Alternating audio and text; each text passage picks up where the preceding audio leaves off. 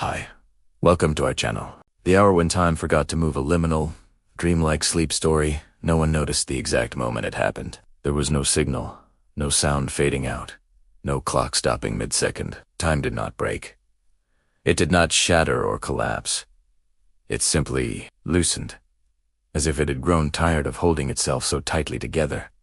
At first, it felt like an illusion. A man waiting at a crosswalk noticed the lights stayed red a little longer than usual. A woman stirring soup realized she had been stirring without resistance, without the feeling of minutes passing. Somewhere, a page in a book remained unturned far longer than expected, though the reader did not feel distracted. Nothing felt wrong. Nothing felt urgent. The world did not stop. Not everywhere at once, not dramatically, but in gentle pockets that slowly connected, like quiet spreading across water. In a town that most people would struggle to remember the name of, the hour arrived clearly. The town sat between two rivers that moved slowly enough to reflect the sky without distortion. Its streets curved in ways that discouraged hurry. Its buildings were old, not ancient old enough to have learned that rushing rarely improved anything. On this evening, the air was cool and still.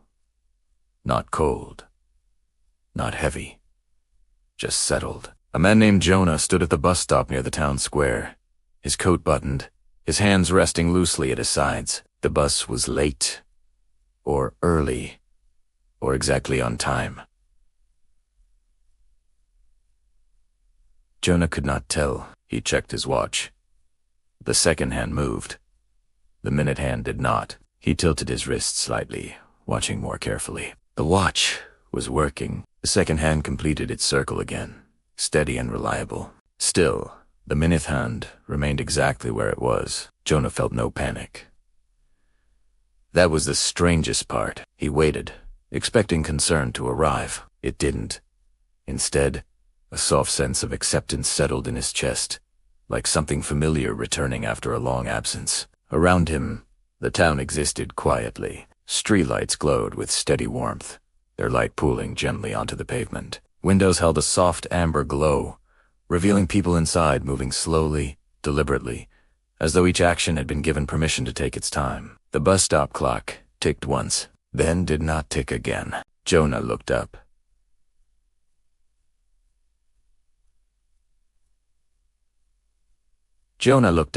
The clock face remained lit. The hands remained visible, but the ticking so constant it usually went unnoticed had faded into nothing.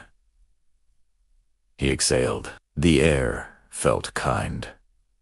Across the street, a bakery sat with its door open, though it had closed an hour earlier. The baker stood behind the counter wiping a surface that was already clean, moving in slow, circular motions.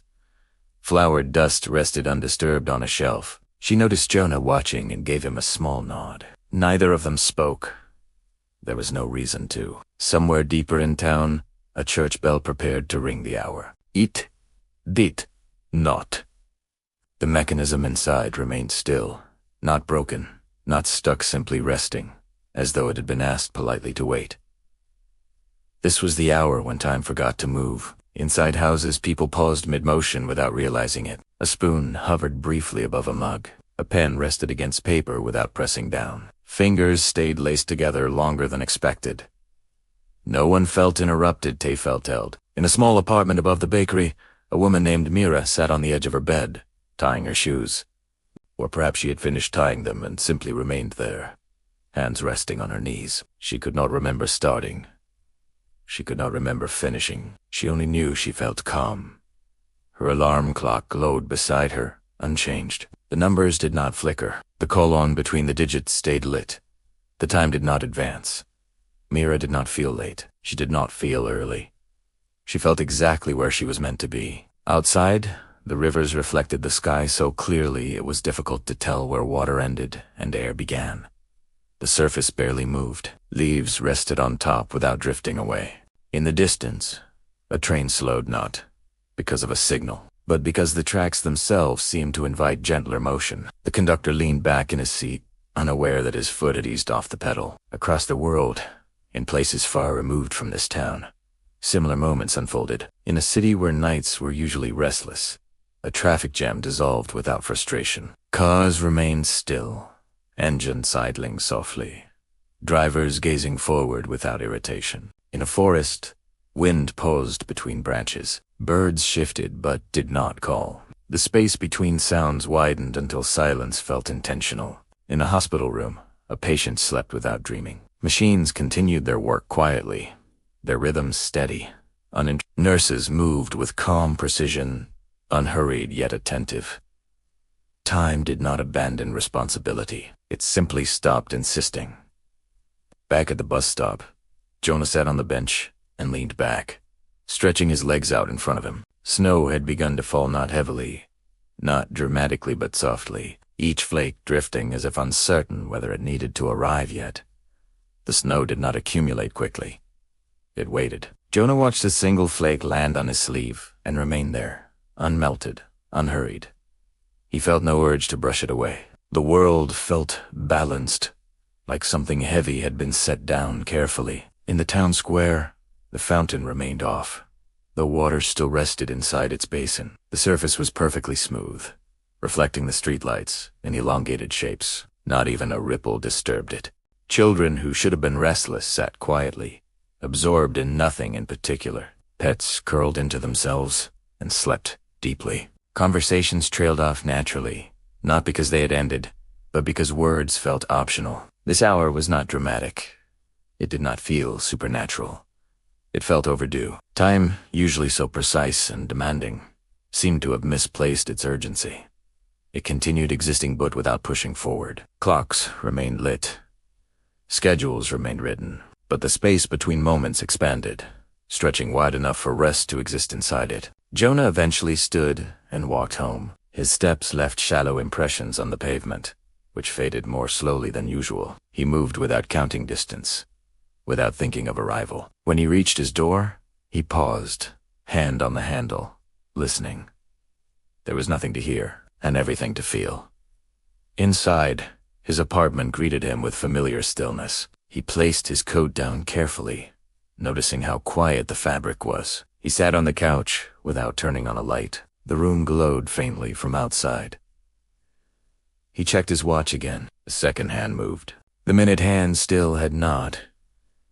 Jonah smiled. Somewhere deep within the town, the hour settled fully into place. This was not a moment that would be recorded. There would be no evidence, no report, no memory sharp enough to describe. But everyone inside it would feel the same thing, that Firenze time had loosened its grip, and nothing needed to move. As the hour continued, it became clear that time had not vanished.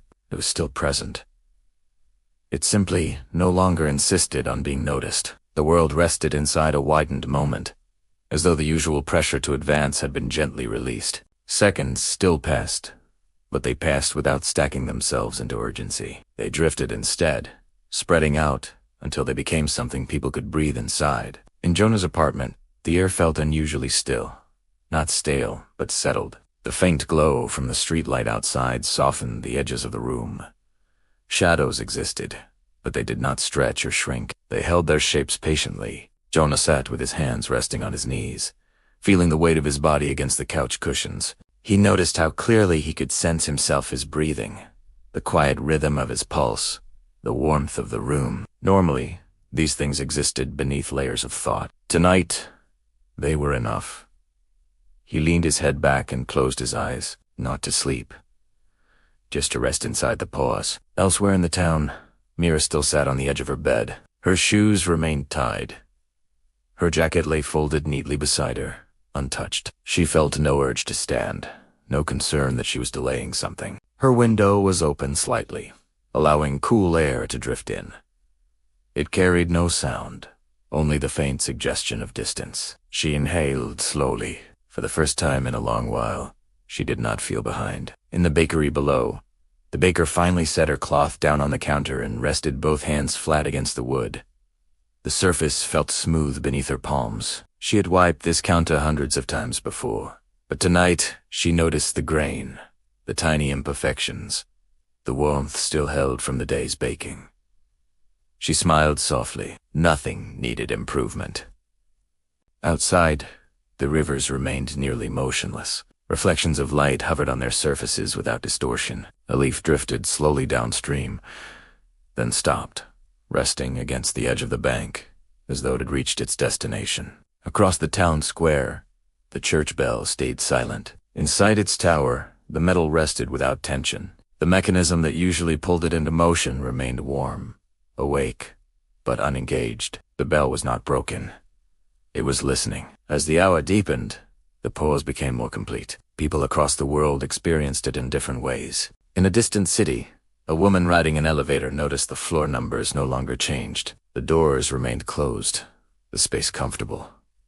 She did not panic. She leaned against the wall and closed her eyes, feeling oddly grateful for the unexpected rest. On a quiet rural road, a cyclist stopped pedaling and coasted, then came to a gentle stop without braking. The road ahead stretched on, empty and patient.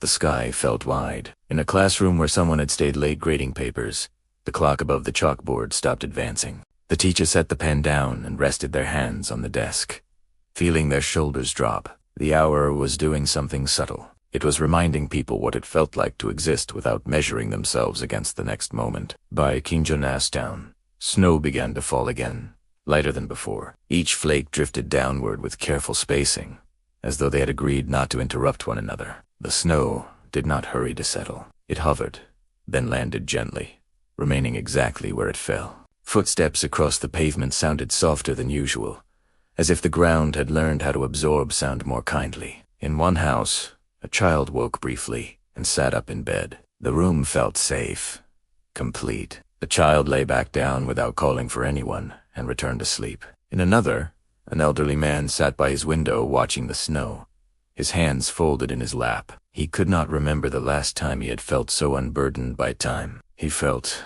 no desire to recall it. This hour was not something to compare each simpy was. At the deepest point of the pause, the world reached a kind of equilibrium. This was the moment when time had forgotten to move entirely. Not a single clock advanced. Not a single schedule updated. Not a single countdown completed. Yet nothing failed. Air continued to circulate. Hearts continued to beat. The planet continued its silent turning. Life did not depend on time pushing forward. It simply depended on being held. In this suspended hour, people changed not in visible ways, not in ways that could be documented. Tastes softened, shoulders lowered, breathing deepened. Thoughts slowed until they no longer demanded resolution. The pause did not erase worries. It set them down. Jonah felt this most clearly. As he sat with his eyes closed, he became aware of how tightly he usually held himself together, how much effort went into keeping pace, staying aligned with the forward pull of minutes and expectations. Tonight, that pull was gone. And without it, he realized how tired he had been. Not exhausted. Just tired of moving. A sense of gratitude rose quietly in his chest, not directed at anything specific. There was no cause to thank. There was only the feeling of relief. The hour held him there. Elsewhere, Mira stood up slowly from the bed. She moved as though underwater, not slowed by resistance, but guided by gentleness. She walked to the window and looked out. The street below was empty. The streetlights glowed steadily. Their light reflected softly in the snow. She felt as though she were looking at a memory that had not yet happened. She rested her forehead against the glass and breathed. At some point, though it could not be timed, the pause began to ease. Not suddenly. Not with a jolt. It loosened like a hand relaxing its grip. Time did not return all at once. It remembered how to move slowly. The first sign was subtle. A clock in a distant room advanced by 1 minute. A ripple appeared on the surface of a river. A bell somewhere in the world rang softly, not the church bell in Jonastown, but another one, far away, testing the sound. Movement reintroduced itself carefully, as though checking whether it was welcome. It was. The hour did not resist. It really. Snow began to fall a little more steadily. Cars resumed moving at intersections. The hum of distant life returned out loudly, not aggressively but enough to remind the world of its rhythm. In Jonah's apartment, the minute hand on his watch finally advanced. He opened his eyes. The room looked the same, yet he felt different. He stood, stretching his arms above his head. His body felt lighter, as though something unnecessary had been removed. He walked to the window and looked out as the world gently resumed. The pause had not erased the future. It had made room for it. In the bakery, the baker turned off the last light and locked the door, ready to go home. She felt no rush. Morning would arrive when it arrived. Mira put on her jacket and stepped outside, feeling the cool air against her cheeks. She smiled for no reason at all. The church bell remained silent for the next hour, honoring the pause a little longer than required. Then, when the moment felt right, it rang again softly, cleanly, as though it, too, had rested. By the time the sky began to lighten at its edges, the hour had fully passed. Time moved again. Clocks advanced. Schedules resumed. The world remembered how to hurry, but it did not hurry quite as hard. People carried something forward with them, something they could not describe, something they would not consciously recall, a memory of stillness, a sense that motion was optional, a reminder that even time, given the chance, might choose to rest. The sun rose gently. The streets filled slowly. Jonah stepped outside, breathing in the morning air. Snow crunched softly beneath his feet. The town felt awake but not rushed. He walked forward, carrying the hour inside him. And though time had remembered how to move, it moved now with a quieter understanding. That sometimes forgetting to move was exactly what the world needed. Thank you for watching. If you enjoyed the video, please give it a thumbs up, share it with others, and subscribe to the channel for more quality content. Your support really helps.